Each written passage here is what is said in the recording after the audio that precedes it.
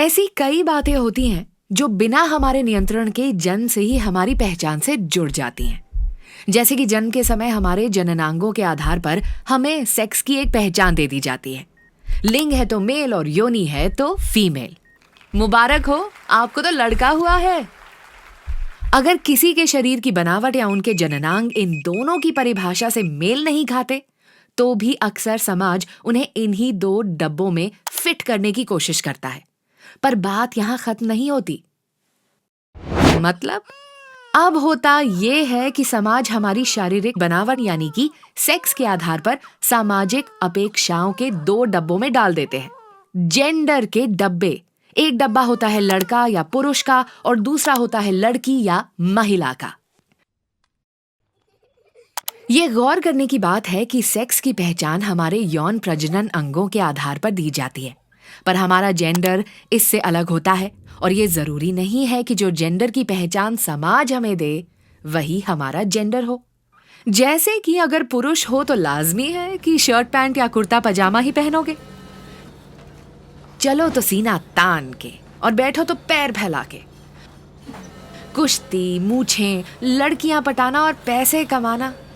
अरे परिवार के सबसे महत्वपूर्ण इंसान तुम ही तो हो। और अगर महिला हो तो रंग बिरंगी चूड़ियां और सलवार कमीज या फिर सैकड़ों साड़ियां। अरे रे रे, इतनी जोर से मत हंसो, थोड़ी सहमी हुई, सुशील, शर्मीली रहो। और हाँ, अपनी इज्जत और लज्जा का तो ध्यान रखोगी ना। और फिर पढ़ लिख कर करना क्या है? शादी के बाद ससुराल में बेलन ही तो चलाना है। और तो और ये जो प्यार और शादी ब्याह का चक्कर है सिर्फ दूसरे सेक्स के साथ ही मुमकिन है। कह दिया तो बस कह दिया। देखते ही देखते ये नियम हमारे जीवन के हर मोड़ और फैसले का हिस्सा बन जाते हैं। और अगर हमारे कोई भी विचार या पसंद इन नियमों के परे हो तो शायद गलती हमारी ही है। और अगर इस सब के बावजूद भी हम इन डब्बों के चंगुल से निकलने की कोशिश करते हुए अपने फैसले खुद करना चाहें तो हमें ऐसा महसूस कराया जाता है कि प्रलय आ जाएगी। पर हमारे लिए पुरुष और महिला के इन सामाजिक नियमों को नजरअंदाज करना काफी मुश्किल है। अकेलापन, ताने और दुर्व्यवहार को झेलना पड़ता ही है। पर अक्सर समाज के रखवाले हिंसा पर भी उतर आते हैं और कई बार तो ऐसा भी लगता है कि शायद समाज से भागने या लड़ने से अच्छा है कि उनके रीति रिवाजों को अपना ही लें।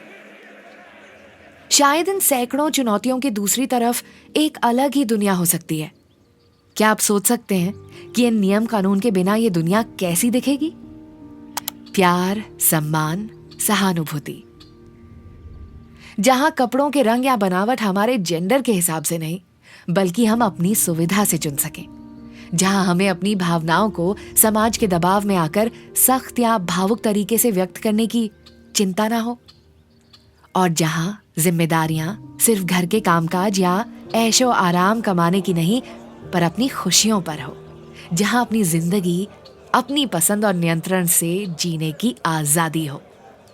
पर अगर हम निजी जीवन में अपने फैसले और पसंद खुद चुने, ना कि दूसरों के दबाव में, अगर हम अपने आसपास सभी को यही आजादी दें और उनको भी प्रोत्साहित करें जो शायद समाज के नियमों के तले अभी भी अपने जीवन को खुलकर जीने में झिझक रहे हैं, तो ये सिर्फ एक सपना नहीं पर एक नई वास्तविकता और विचारधारा बन सकती है। असल जीवन में शायद ये अभी भी एक सपना ही है और समाज की ये दीवारें अभी भी काफी ऊंची हैं। अब हमें तय करना होगा कि हम इन डब्बों और दीवारों को तोड़ना चाहते हैं या नहीं।